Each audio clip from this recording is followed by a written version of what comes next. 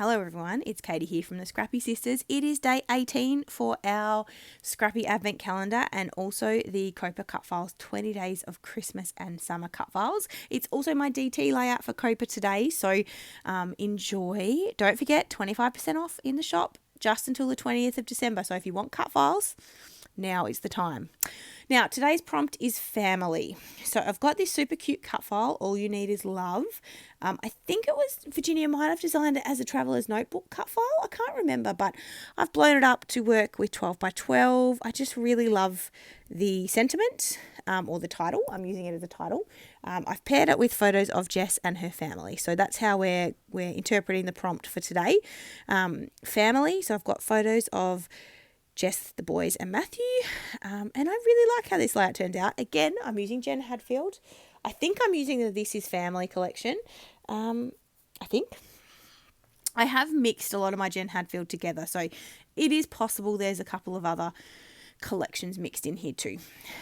So I'm just using my little X-Acto knife to take out the center of my cut files here. Just because I think it looks good. You could absolutely leave it. You do not need to remove these parts. I just like to do it because I think it looks good. And I don't mind spending the time. But for some people, you might not be able to use an X-Acto knife, particularly for maybe those who have arthritis or hand strength isn't great because you definitely have to push pretty hard, or at least I do. You could also use your Silhouette or your cutting machine. It doesn't have to be Silhouette, your Cricut, your Brother Scan and Cut, whatever you've got. You could offset all of those letters and you could get your cutting machine to do the work for you, which would also be amazing. I find that I'm lazy, which I know sounds weird because I then choose to back my cut file in a more time-consuming way. But what it does mean is I can sit downstairs, watch TV with my partner and back a cut file. Whereas it takes time on the Silhouette, or I have a Silhouette, whatever cutting machine you have, in the software to, offset, to cut it, to choose your papers, to put them on the mat, all that stuff. And it's a bit too fiddly for me. But I know many people who do it that way. I'm just writing the date on the back for her so she knows when those photos were taken and where they fit in her album. And then I'm going to back them on some white cardstock. So you can see here I just keep the offcuts once I cut my cut files. And I'm just using this one to back these cut files. So I either use them to back cut files if they've got enough white cardstock, or I'll keep them to use as mats for my layouts. And you've seen me do both this month. So yeah, that's what I'm doing here. So these photos, a little while ago, there was the craze that went around using the kind of Disney app where you can turn your photos into like Disney cartoons. So Jess took some of all of her family and they are super cute. And so I don't know if she gave me these or I chose these ones to scrap, but they're very cute. She gave me two sizes. So I had them in 3x4 size and also this smaller size. I don't know what these would be. Maybe, I don't know. I don't know what they are. I wouldn't even guess their size. But they just fit better. I tried to make the bigger ones work because obviously, they're bigger. So it's a bit more, you can see them easier, but I just couldn't get them to work with this cut file. So I have come back with the smaller ones, which I still think are super cute. They're like passport size photos. How cute would these be as your passport photos? I understand, practically speaking, that's not going to work. Security reasons. But they're so cute. Love these photos. Now, I have pulled out some ephemera. As I said, I think it's from the This Is Family collection from Jen Hadfield. And there were some really large pieces of ephemera in that collection. And I'm just using them to mat, or sort of, not really to mat the photos, but to create a photo mat behind all four of those photos. So that's kind of what I'm doing now. Just sort of lining that up to make that work. And then I am going to create a couple of embellishment clusters. I am using some acetate ephemera pieces that came in this collection. And also some like coffee cups with florals and a cute little bear on a bike, which is random, but I just thought it was cute. Mainly some florals. So I'm creating a little cluster above the photos and below the photos. And then I am creating one on the left-hand side. You can see there. So I have added some acetate pieces, an acetate house, I think, down the bottom, and then a couple of acetate leaves at the top.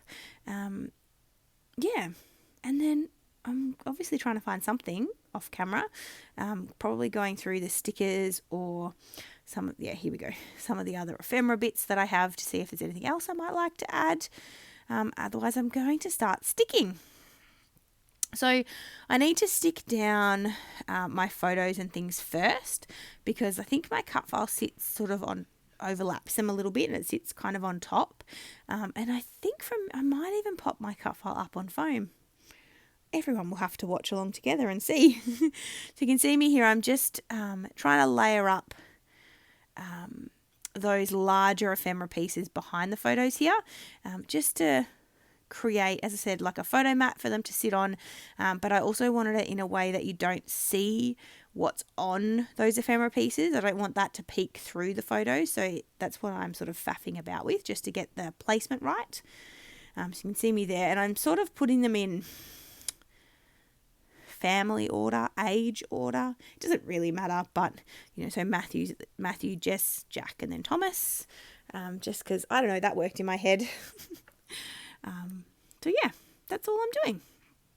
So you can see me here, I've cut one of the frames or ephemera pieces I cut in half, so I could have it tucked into two places behind the photos, and the others are just stuck down kind of in their full glory. Sorry, that was very corny. So you can see me here just tucking everything in, and then I think I flip over this whole thing and then glue it down flat onto the page as well. So you can see here just trimming another piece of the frame ephemera there, just to tuck in, just to get it in a couple of places. I really like the different kind of, I want to say texture, but I don't know if that's exactly the right word, of the sort of shape of those frames that it kind of brings to the page. So it's not flat, and I really like that. So I'm going to stick those photos down. As I said, the cut file sort of sits on top. Again, I need to keep it, so I don't want the cut file to cover the photos, but I do want them to sit. I do want the cut file to sit on the top, so it's not kind of covered. So I'm having to stick a few of the other ephemera pieces down first. So I'm just working out which might be the best ephemera piece. I think I do end up moving things around here. Let's see, I did have those florals and the acetate leaves at the top, but then I decided the mug with the florals might be able to be better tucked in between the L and the U up in the sort of right hand side of the cut file there. So I do go with that placement, so I do swap those two clusters around. And you can see me here, I'm just having a little bit of trouble sticking everything down, figuring out which colour mug to use. Am I going to use them both? Oh yeah, I just swapped them. So I put the lighter green one at the top and the darker green one at the bottom. And then I'm sticking down the acetate as well. And I had to be a little bit careful with the acetate that I could hide the glue, because you can see it, only because I'm using the ATG tape. If I was using a wet glue and I'd sort of covered the whole thing, that would be fine. But because I'm being a little bit lazy and I'm using my ATG tape, it is a little trickier to see. It's easy to see, so I want to make sure I hide it. Gosh, I'm not even thinking when I'm speaking now. So you can see me here, I'm just fiddling with placement. I'm just trying to get it right. I don't want that ephemera floral piece to cover Jack or Thomas's face. I mean, it's got to cover a little bit of the photo, but I don't want it to cover really any of the, important parts of their face. So I'm just trying to make that work, really. Now, I am going to stick down my cut file on foam, so you can see me here. I will pop the cut file up. Now, I do remember to cut this out for you, because it does take me quite a bit of time to cover that cut file in foam and then cover that foam in glue. So I do edit that part out. You don't have to watch me do that. But I have now covered that in glue and foam, and I'm sticking that down. So my cut file is popped up. I've got the acetate house that I want to add, as well as that little bear to the bottom left cluster as well, over top of the L. That bear's cute. I just thought it was kind of a nice little, whimsical sort of fun ephemera piece to add, sort of playing on, the boys and you know, that they are fun and you know, love toys and playing. And yeah, I just thought it was cute. And then the house, because it is a photo of you know, the family, and so I thought the house was fitting. I'm checking the sticker sheet if there's anything else I might like to add. I feel like that there's not. I don't think I add much, if anything else.